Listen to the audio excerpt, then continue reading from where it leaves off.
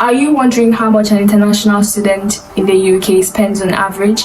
Then you're in the right video, because I have analyzed my spending from January to December 2022 into 10 different categories, and I'll be sharing those numbers with you in this video.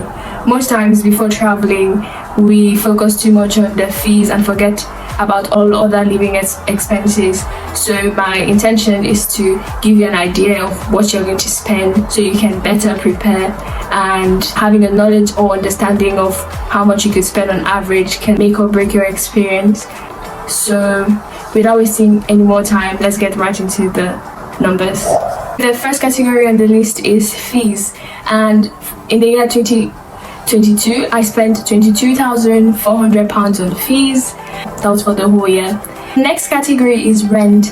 I changed accommodation 2 times within the year 2022, and for the first accommodation I spent £3,553 on rent, and the next accommodation I spent £2,046 on rent. So in total I spent £5,600 on rent between January and December 2022.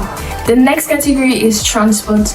During the year I got a bus pass for £165, and I spent an additional £875 on trains and Ubers and other kind of buses, because the bus pass I have was valid for a particular bus company only. So if I had to take another company bus, I had to pay for that. In total I spent £1,040 on transportation during the year. Next category is groceries. This category, I think it's where I saved the most money, because I tried not to eat out and meal prep all of my food, and I ended up spending £500 on groceries for the whole year.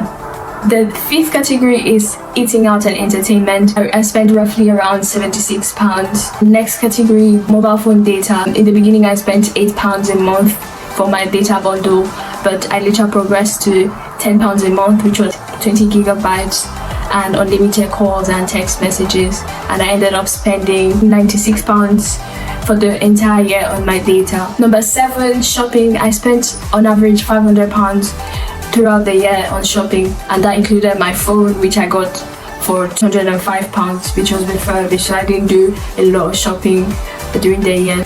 Next category, laundry.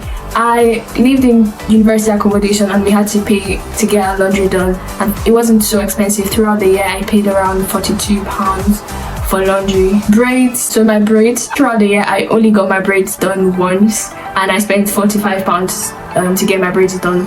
I had the braids for a long time, and most times I would just twist my natural hair and put on a bandana or have a wig on, so I didn't spend much on braids. The final category on other things, just other stuff, I ended up spending £535. So in total, drumroll, I spent about £30,819, which is about £21,000.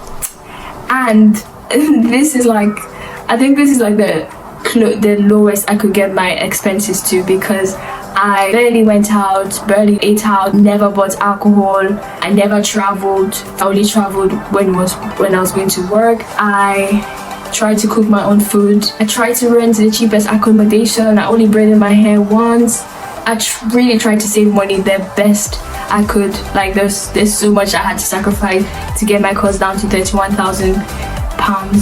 If you want to know how I save money as an international student, I'll leave a link to a video I made on that. But yeah, you should expect to spend, a lot of students spend way more than this, so it's better to be over prepared than under prepared. So yeah, 31,000 is what I spent during my first year. And if you would like to keep up with your expenses across all of your different bank accounts, there's a really good app I use, and it's called Snoop.